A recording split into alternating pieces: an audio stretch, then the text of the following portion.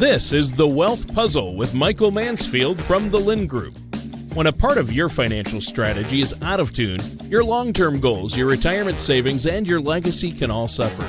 With many years of experience in the financial industry, Michael provides his clients and prospects with the information they need regarding Social Security, retirement income planning, wealth management, and much more. Listen in as we address your financial concerns and provide helpful solutions to put you on the path to achieving your retirement goals. And now, here is The Wealth Puzzle with Michael Mansfield.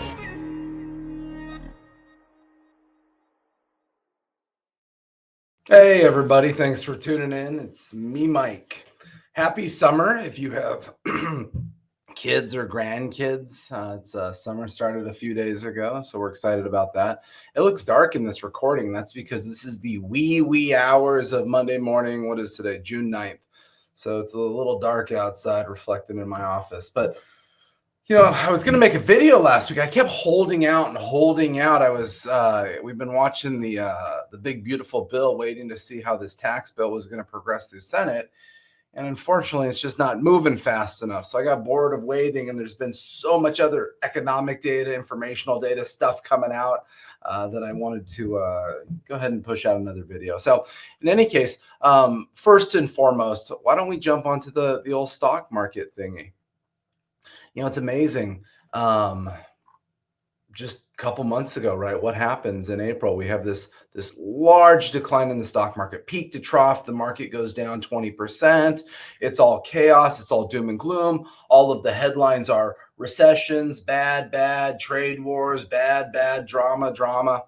Obviously talked to a lot of you in this time period. I tried to kind of reinforce our thought process that this seemed unlikely to hold and things would come back.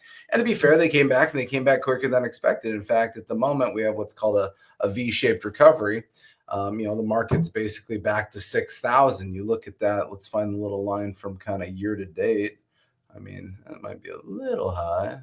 And let's see. It's kind of year to date. So the market's back, right? It came back. There's some timidness. Remember, the stock market is an emotional creature in the moment, and then ultimately it always returns to the mean. It always returns to the data points. It always returns to the concept of what the value of a company is and how that should be priced in. So at the moment, things have been working. And that's because a lot of the headlines improved. All of a sudden, maybe we're not going into a recession or a depression. Maybe all of a sudden we're not having a trade war. Go back and watch our videos since the beginning of the year. We felt that the idea that this is a hardline, permanent tariff trade war to the end of the world was a little exaggerated. We felt more that it was a negotiating tactic from the administration, which so far it's played out. Obviously, there's still a lot of what ifs associated with this. What if number one is what happens on July 8th. So in about a month is kind of Liberation Day number 2 at the moment, where all of the tariffs that were paused mid-April, that 90-day pause is about to expire. So we don't know what's going on there. Summers are generally choppy, a little volatile. So now we have this big kind of tariff catalyst coming up in a month. So we want to be conscious of that. So there's some things going on that we're certainly aware of and watching. But as we looked at what's happened over the last month or so, is headlines have improved dramatically. I mean, earnings have come out. Average quarterly earnings for the first quarter, year-over-year growth was over 13%. One of the things that was a huge driver in all of this was the idea of our GDP was negative. So our GDP, first quarter GDP came out at negative 0.3. I made a video on that. And what I said in that video was, what's the big deal? Everybody thought it was going to be negative 2.8. It came in at 0.3. It's now been revised as of a week ago to negative 0.2. Let's call that flat. But what's amazing is if you go to the government website, the Atlanta Federal Reserve, their GDP now, we can see that second quarter GDP is pacing at almost 4% at the moment. And that's because if you go look at economic data inside of how GDP is calculated, if there's a lot of importing, as what happened in the first quarter, that's a negative drag on GDP. And so at this point, that negative importing is gone. And in fact, we have almost the polar opposite. We've had the largest swing, if you can see this chart on the screen. See how this line shoots straight up? All of the sudden, our trade has shifted dramatically. We just had the trade deficit shrink by almost $80 billion last month, which is mathematically incredible.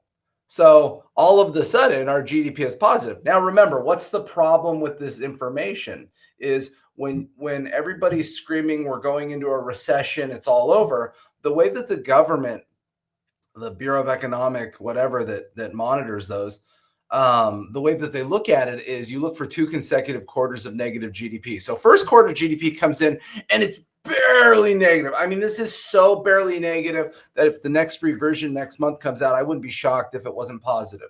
But there it is, right? There's that first quarter of negative GDP that we need to justify that the world is going to end.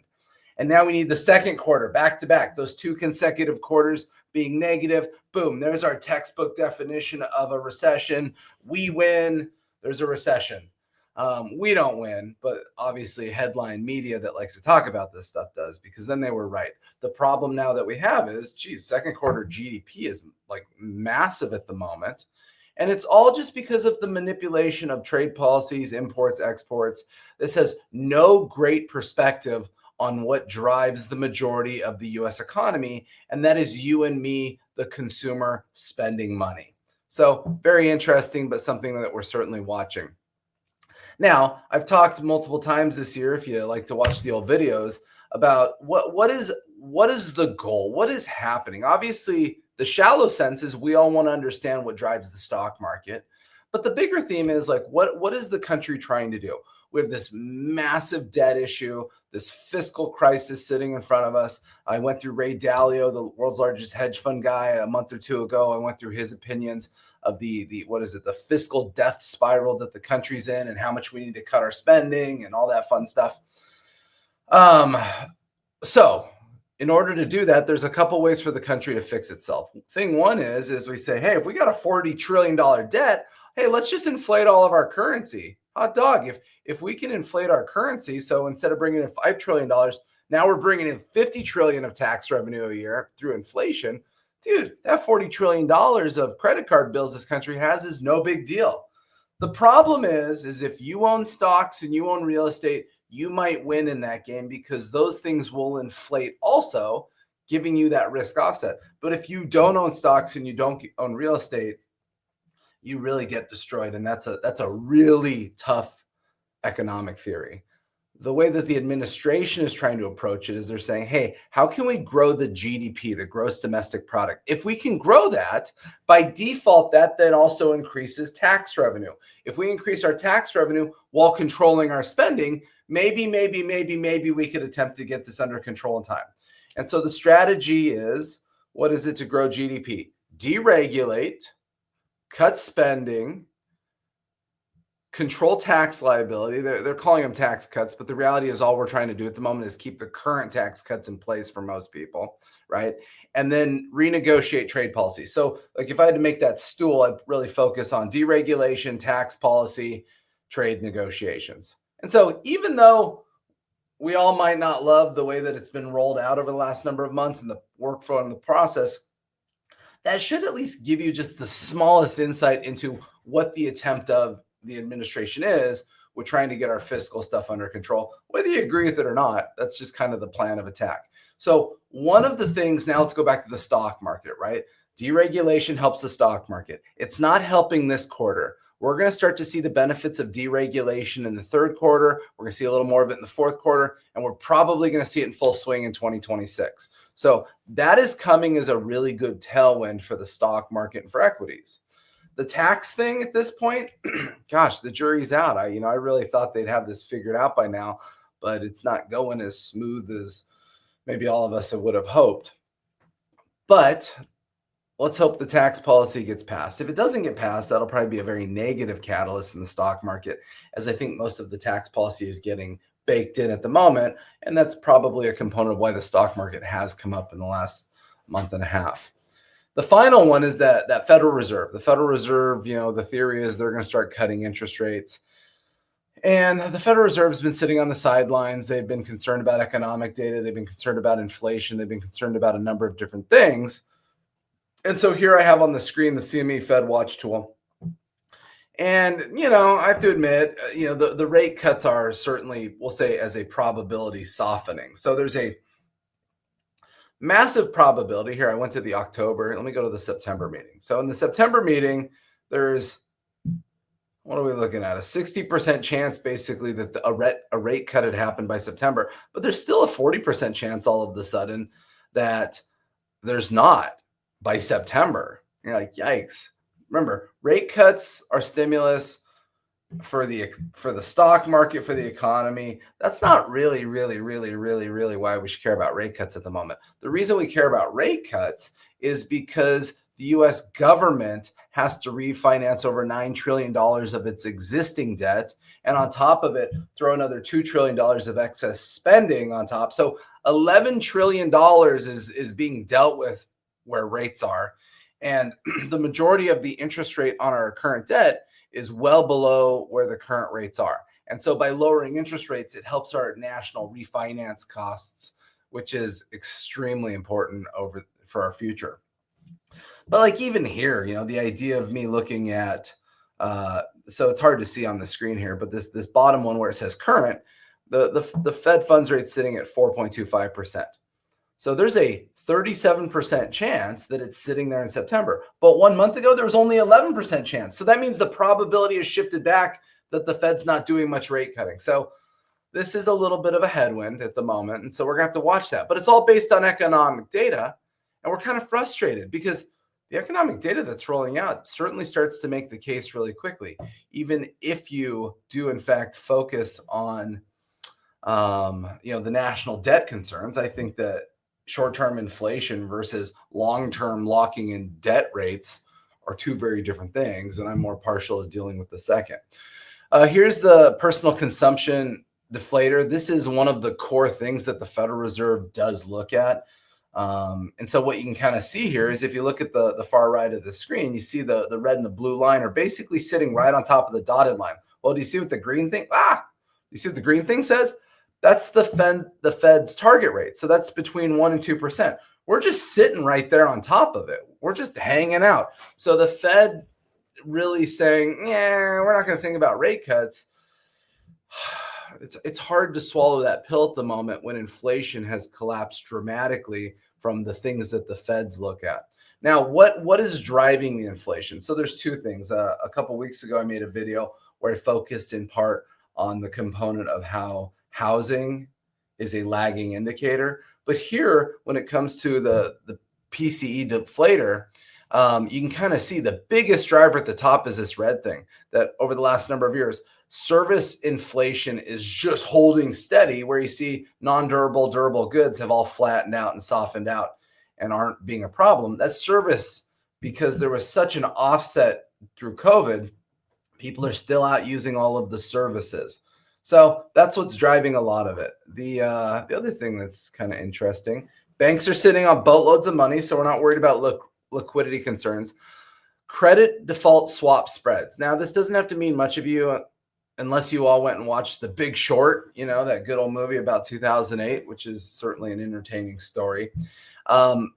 Credit default swap spreads is a very direct indicator of recessionary pressure. So these gray bars that you see coming across this chart, these are recessions and when they hit. So you see this big recession back in the 2008, and you see that red thing just skyrocket, right? It goes straight up, right? A lot of credit issues, a lot of liquidity issues, and then it softens out, right?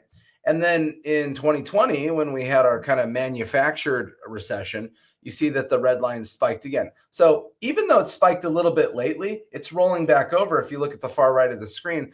In fact, these credit default swap spreads, these are very historically low, very historically healthy, and really screaming, there's no liquidity issues. There's no recessionary pressure in sight behind the scenes. There might be in the headlines of what people want to talk about, but when it comes to the math at the banks and the institutions, very low risk. Same exercise here. This is a different version. These are corporate credit spreads. So the gray bars represent recessions. You see those big elevated spikes in the red and the blue. And all of a sudden lately, this stuff is petered out pretty well. So recession ain't screaming in the data. The other place that we look at that is in leverage. If people have a bunch of debt, a bunch of leverage, they're all maxed out every which way that they can go, that is very problematic, because then if there is a recession, if things do soften out, that's when things kind of blow up, right? And so you see the big peak on this chart. If you follow it straight down, you can see that that's roughly 2008, when the largest financial crisis in 100 years happened. But as this line goes down, we're sitting at lows from the 70s at this point when we look at the amount of leverage that the private sector is using. So even though we feel a little tight, and even though things are kind of expensive and problematic, fortunately, the health of the consumer is significantly better than it was. This then goes into the stock market climbing the wall of worry. We're not really worried about that. The argument it's making is, hey, look, things happen, yet the stock market always magically goes up. Which other one did I want to show you guys that's fun? Yield curves, boring. Nominal, boring. This one's entertaining. So this follows the strength of the dollar versus the value of gold. And so if you can follow this chart from the left to the right, the blue line's going down, the red line's going down. Now, to create some clarity here, when the blue line going down, the blue line's the dollar. When the blue line's going down, that means the dollar's getting stronger. And when the blue line's going up, the dollar's getting weaker. And so you see right around 2001, all of a sudden the blue line starts to go up, the red line starts to go up. And then they both roll over and they start going down till about 2015-ish. And then something kind of happens. They defer a little bit, but then all of a sudden in the early 2000s, gold makes a move, right? And gold starts to go straight up, even though the dollar keeps going down. So now we're in an environment where the dollar has strengthened. The dollar is pretty strong because, ironically, the lower it is on this chart, the stronger it is, which is ironic because you guys all recall, we talked about this a couple months ago in a video, is the headlines were the dollar is so weak right now and horrible, but you can see that it's relatively strong still. They were doing it based on a very short time period. It is so weak based off the last year, which is very disingenuous. And gold has gone straight up, right? So all of a sudden, gold is no longer linked to the dollar. All of a sudden, there's the tale of two cities. Why is it going straight up? Not totally sure. Uncertainty, confusion, the trade excitement of it. Maybe traders are saying it's going up because we've had a number of people that have now basically sold out of everything to go buy gold. And, my argument looking at this chart is if you want to run out and go heavily handed into gold, don't be surprised about the end result.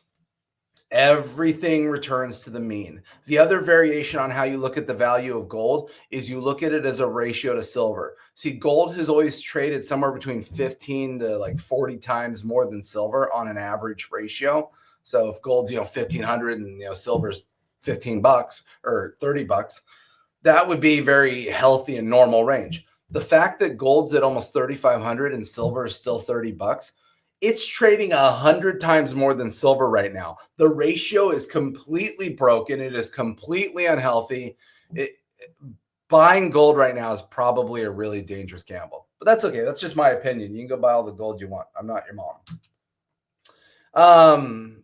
Commodities, boring. We'll be done with that. That's good enough. The other thing that's kind of entertaining that I've been watching since I'm on this is interest rates. So this is the 10-year treasury. And so the way that it works is when interest rates fall, the bonds that you own, they make money because basically new interest rates being issued, you own older bonds, paying higher interest rates, yours are more valuable. When interest rates go up, you lose money. When interest rates go down, you make money. When interest rates go up, you lose money.